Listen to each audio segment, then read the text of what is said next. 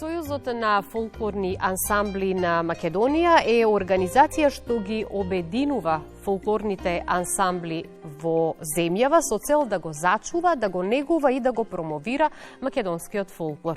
Токму моите денешни гости доаѓаат од оваа организација. Ќе им посакам добар ден и добре дојде на професор доктор Мирјана Мирчевска, председателка на Сојузот на фолклорни ансамбли на Македонија, и Александар Арсов, секретар на СОФА. Како сте? Добар ден и добро ве најдовме. Благодариме на поканата, одлични. За да влеземе во разговорот, би сакала веднаш да ве прашам, што представува фолклорот за македонската култура, но и за нашиот национален идентитет? Ако го разгледуваме од етнолошко-антрополошки аспект, што представува идентитетот или културниот идентитет, тоа е една многу широка категорија која не е статична, која вклучува во себе развој некаков во историски контекст и сето тоа може да се манифестира преку фолклорните игри. Ако пак го анализираме поимот фолклор, тоа е уште поширок и опфаќа многу сегменти. Оние кои ние ги презентираме денес се она што преку зборот фолклор го разбираат повеќето од луѓето, а тоа се народна музика, песна и игра преку културно-уметничките друштва или преку националната установа танец. И сега ако потврдуваме дека фолклорот е наше вистинско богатство и еден чувар на традицијата, тогаш се наметнува веднаш и прашањето како се негува, зачува, но и како се пренесува фолклорот на младите генерации, затоа што тоа е и голем предизвик, но и една голема одговорност за која што е потребна и голема љубов, но и желба. Апсолутно да, фолклорот опфаќа повеќе сегменти во делот на начинот на развојот, на изучувањето, но и на имплементирањето на самите содржини кои што се вклучени во фолклорот, а тоа се кореографските и сценските адаптации. Апсолутно е потребна макотребна работа, фази низ кои што мора да се помине, да се едуцира, да се стекне искуството за да понатаму веќе на младите генерации ја пренесуваме исправната методика, антропологија и целиот развој на реализацијата на било каква сценска содржина или изведба. И сега би сакала малку да се осврнеме на работата на Сојузот на фолклорни ансамбли на Македонија. Која е всушност вашата основна мисија и улогата на овој сојуз кога зборуваме нели за обединување на фолклорните ансамбли во земјава? Сојузот на фолклорни ансамбли на Македонија е една асоциација која сублимира многу различити категории на поединци, ама и заедница која има една единствена цел, а тоа е негување и презентација на народната култура преку музиката, фолклорот, односно песната и играта на сцена. Тоа подразбира дека еден дел од програмата опфаќа материјали кои содржат изворен фолклор и врз база на изворниот фолклор се создаваат елементи или сценски постановки кои се прилагодени за сценска изведба. Тоа исто така подразбира и вклучува изворност, но вклучува и современи гледања како да се постави една кореографија на сцена. Исклучително макотрпна работа во смисла на истражување, првенствено, а потоа и во смисла на презентација или создавање на таквата сценска постановка која е дел од ансамблите и од аматерските и се разбира и од националната установа танец, каде што се негува и презентира народната музика, песна и игра. Сојузот е, велам, хетерогена институција, но многу е важно да се одберат луѓе кои го сакаат фолклорот, да речеме такви има повеќе, многу има во асоциацијава, но има луѓе кои се професионалци и на кои тоа име животна професија, животна определба, едуцирани кадри со формално образование, универзитетско, кои знаат што треба да бараат, како треба тоа да го обработат, како треба да го направат прикладно за сцена и како тоа да го презентираат. На тој начин се зачувуваат елементи кои се постари, преку надоградени со понови, бидејќи фолклорот во сета категорија е едно движно културно наследство, не е статичен, тоа е жива материја која постојано бара некакви надградувања. Јас лично, како поранешна играорка, многу ми пречи кога ќе видам машко играорец кој игра со брада. Брадата во македонската култура значи нешто сосема друго. Човек кој во минатото носел брада не игра на сцена. Тој има поинаква емотивна состојба и не се вклучува во ансамблите. Ниту пак оди на гости или некаде на друго место. А ние сега гледаме дека има играорци кои, речиси во секој ансамбл има по еден таков. Има исклучоци, но најголемиот дел од членовите, машките членови се навистина кратко подшишани, средени, што би рекла јас, да покажат она што го знаат на сцена, а тоа да повеќе да наликува на некогашни традиционални форми на пракса на музика и игра. И уште една работа, ако ние денес го гледаме овој дел од фолклорот како забава или како некаква уметност, тој во себе содржи многу скриени народни традиционални форми на обстојување на луѓето, што е од исклучителна важност. И само луѓето кои се занимаваат професионално со таквата работа, знаат што значи тоа, знаат како да го направат тоа. И токму затоа, можеби еве во Танец последниве години имаме 7-8 етнолози кои се вработени на различити позиции. Тоа треба да се задржи понатаму така, нели? Апсолутно. Да ја зачуваме автентичност и оригиналноста. Така. Сега, покрај другите напори што ги правите во рамки на вашата мисија, верувам дека и да има што е можно поголем број на фолклорни ансамбли низ сите градови и региони во Македонија. Па затоа би сакала и да ве прашам колку ансамбли се членки во Сојузот и како генерално се координира работата меѓу нив? Јас како секретар генерално заедно со председателката и со сите органи кои што го сочинуваат Сојузот на фолклорни ансамбли на Македонија, се председател, секретар, управен одбор, уметнички совет на СОФАМ и надзорен одбор.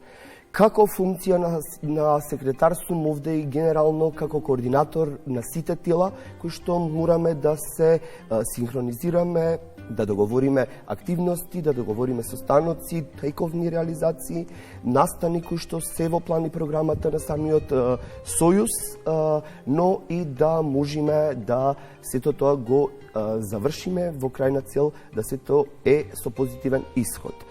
Генерално, бројката во Сојузот на фолклорни ансамбли е 65 члена, од кои 9 се фестивали. Овдека морам да ги спомнам едни од најреномираните македонски фестивали, тоа се државните републички фестивали, Балкански фестивал и Линденски денови, фестивалот за народни песни инструменти Пеце Атанасовски, Пображение, детскиот фестивал Весел петок, ревијата на народни носи, Истибањско здравоживо, интернационалниот фолклорен фестивал во Велес, и сето тоа се фестивали кои што се со долгогодишен период на развој и на презентација како на македонската фолклорна сцена, така и на светската сцена кој што се гости во Македонија во секој определен период на реализација на самиот фестивал. А дали со годините се зголемува бројот на фолклорните ансамбли кои што функционираат во земјава? Апсолутно, од година во година заинтересираноста е во нагорна линија. Членките бараат и пристапница и пристап на одобрување на членство во самиот Сојуз, но и мора сето тоа да се спроведе и да помине низ една фаза кој што се доставуваат до уметничкиот совет. Уметничкиот совет дава своје стручно мислење за самиот член и нормално со одобрение, со одлука, самиот член и пристапува во Сојузот на фолклорни ансамбли на Македонија. Но за да постојат фолклорните ансамбли во земјава, покрај другите предуслови, пред се потребен е интерес за членување, нели, во еден ансамбл и желба за учење и негување на фолклорната традиција од страна на младите. Дали денес младите доволно покажуваат интерес за фолклорот и народната традиција? Апсолутно, потребна е желба да се членува во фолклорните ансамбли или во културно-уметничките друштва во Македонија. Затоа и запишувањето на самите членови низ ансамблите низ Македонија е од 7 годишна возраст.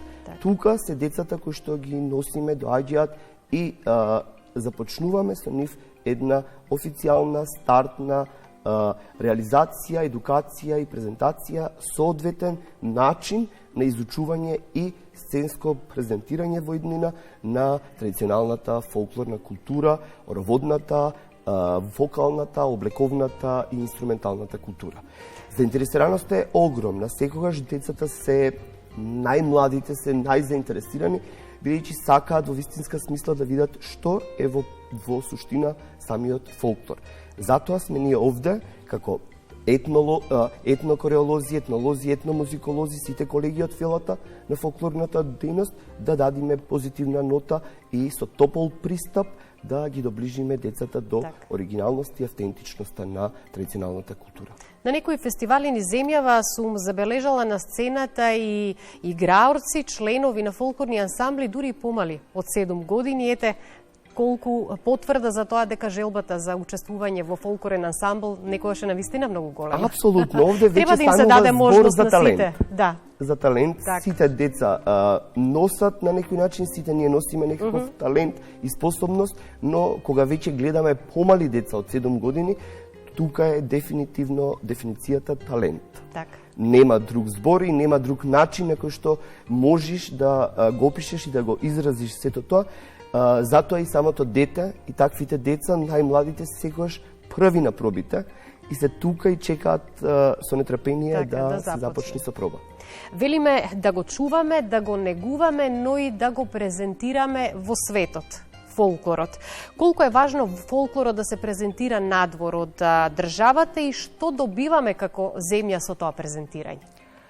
Со самото презентирање на фолклорот надвор од нашата држава, па дури од регионот би рекла, бидејќи повеќе или помалку фолклорот во регионот има заеднички елементи, исто толку колку што има и посебности секој од ансамблите и од народите што го представуваат тоа, но излегувањето надвор од рамките на нашата држава е навистина добра можност да се представи она што го имате како културно богатство од овој домен и да бидете повеќе видливи.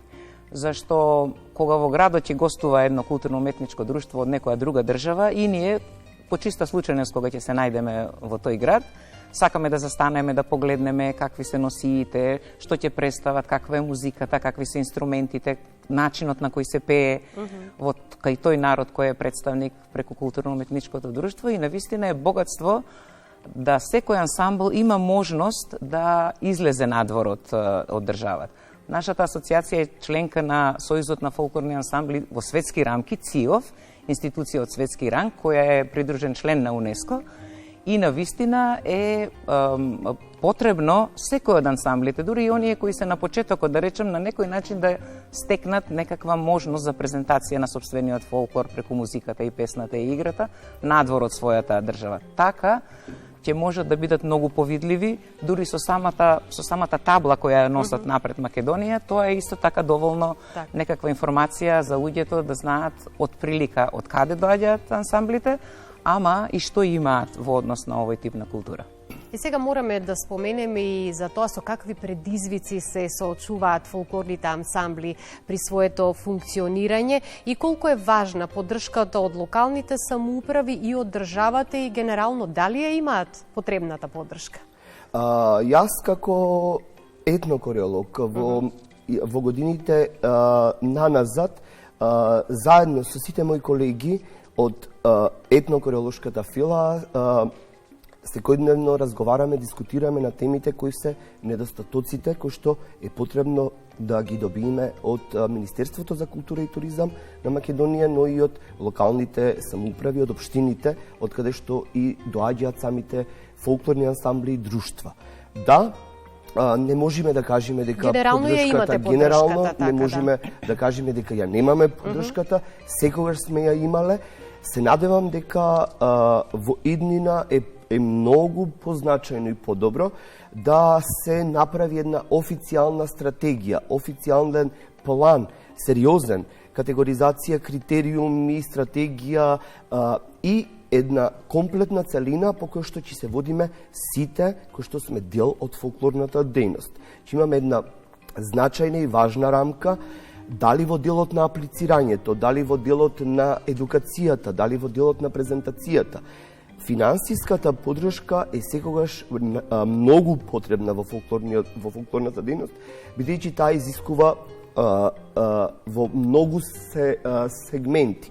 Што значи тоа? Секогаш се потребни финанси, дали за носија, за облековната структура, која што е една од најважната рефлексија на сцената, за потеклото на етничкиот предел на кореографијата или сценската адаптација. Нормално, логично и суштински важно да ансамблите настапуваат со жив оркестар, да има инструментална придружба, да не ја заборавиме вокалната придружба и негувањето на стиловите, на вокалното пеење и секако игроорната структура. Се надевам дека ќе наидиме на многу разбирање во иднина од страна на Министерството за култура, бидејќи самиот Сојуз СОФАМ е дел и партнер на Министерството за култура и туризам и тука секогаш сме ни излегувале во пресред за било каква апликација, доставување или момент кој што е потребен да се добие вистинската поддршка. Сега со она што е особено интересно и всушност е суштината на вашето работење, како изгледа процесот на создавање, односно подготовка на една кореографија од идеја па се до сцена, колку е важна автентичноста, е важна, особено кога станува збор за носи, песни и оре, и овде ќе се надоврзам дека и теренските истражувања се всушност основата за да се долови таа автентичност. И производот на кореографијата. Така, и колку таа автентична традиција е зачувана до ден денеска, особено низ селата во Македонија. Имаме ли се уште живи сведоци на таа наша традиција? Апсолутно. Јас пред да одговорам на вашето прашање, само сакам да надополнам реченица две од делот на претходното, каде што е важниот момент овде веќе и Министерството за образование да обрне едно големо внимание, бидејќи како изборни предмети во основните училишта во 7-те, 8-те и 9-те оделенија постои предметот народни ора и танци.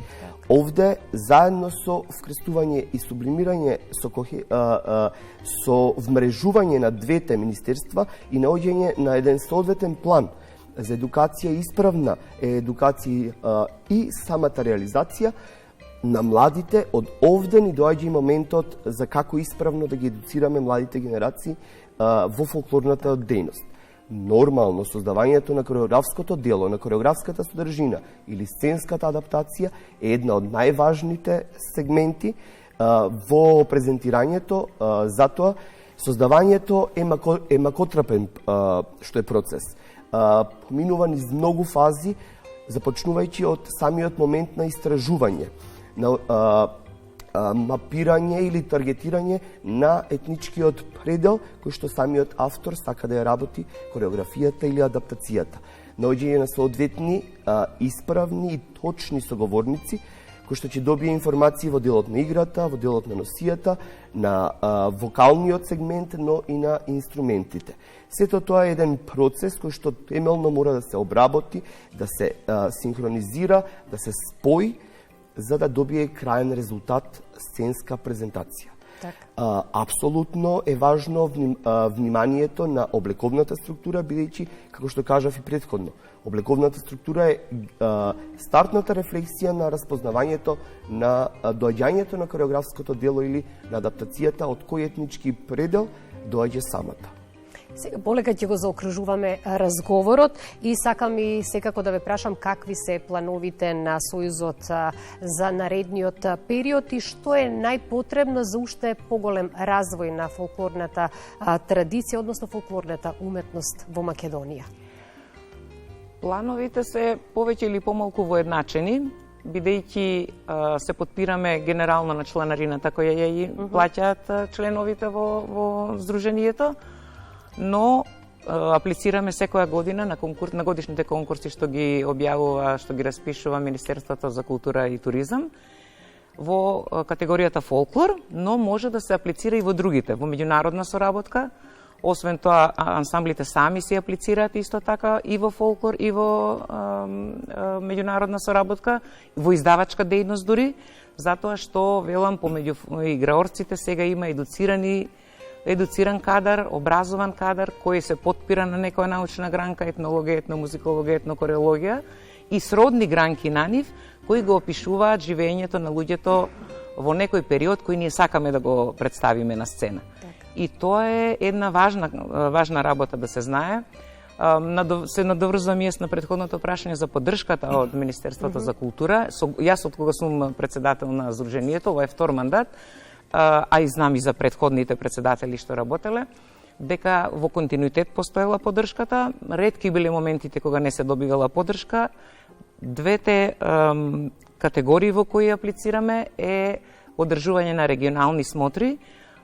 Поделени сме или вклучени се во Сојузот 4 региони: Северен, Јужен, Западен и Источен.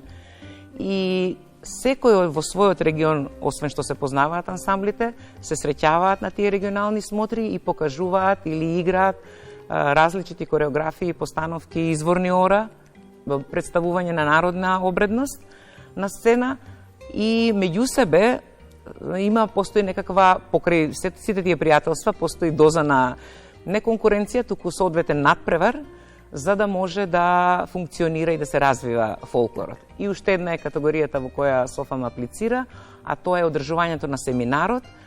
Софам организира семинар, членовите на уметничкиот совет се главните предавачи, тука имаме професори од средномузичкото образование Илија Николовски, Луј, предавачи кои потекнуваат од Институтот за фолклор Марко Цепенков, предавачи кои се активни играорци и раководители на играорниот кор во ансамблот Танец, а и овие другите поминале во некој временски период низ Танец, така што добиваат навистина добра едукација на конкретни теми кои се презентираат. Плановите се тие во главно. Така, меѓутоа еве за крај на разговорот кратко ваше лично видување, прашање за двајцата за иднината на македонскиот фолклор. Апсолутно, Софам оваа година 2025 ја заокружи, како што кажа и председателката, со реализацијата на сите 4 смотри во 4 региони, реализацијата на семинарот кој што се одржа оваа година во Кратово и нормално од следната година веќе како Сојуз на фолклорни ансамбли во етер ја пуштаме и официјалната веб страна, на кој што ќе во идниот период ќе се обидеме како органи, уметнички совет, секретар, председател, надзорен одбор да ги сублимираме сите досегашни информации во 30 годишното постоење на Сојузот и да ги ставиме достапни за светот. Тоа е новитетот за 2026 година. Само кратко. Да, и мое лично видување е да што повеќе го почитуваме и го презентираме, но и го добиваме како поддршка од релевантните институции фолклорот и во 2026 и годините напред кои што ни следуваат. Ваша порака за крај? Апсолутно дека се сложувам комплетно со колегата секретар на Сдруженијето. Има иднина фолклорот во Македонија, има одличен потенцијал, имаме уште можности за истражување и за презентирање на фолклорот на сцена. Јас само би испратила една порака на машките членови, на машките деца, да се охрабрат и можеби повеќе на нив да им се посвети внимание, бидејќи многу од ансамблите навистина чувствуваат недостаток од машки играорци. Девојки има се уште. Ви благодарам многу за гостувањето. За крај, како Софам, сакаме декември месец е месецот на празниците, на завршувањето на секоја година, како Сојуз на фолклорни ансамбли, да ги честитаме новогодишните и божичните празници на сите колеги, на сите фолклористи, на сите членови, на гледачите на цела Македонија и да упатиме една скромна и топла порака. Сакајте ја, чувајте и негувајте македонската традиционална култура. Ви благодарам за гостувањето. Благодариме и ние.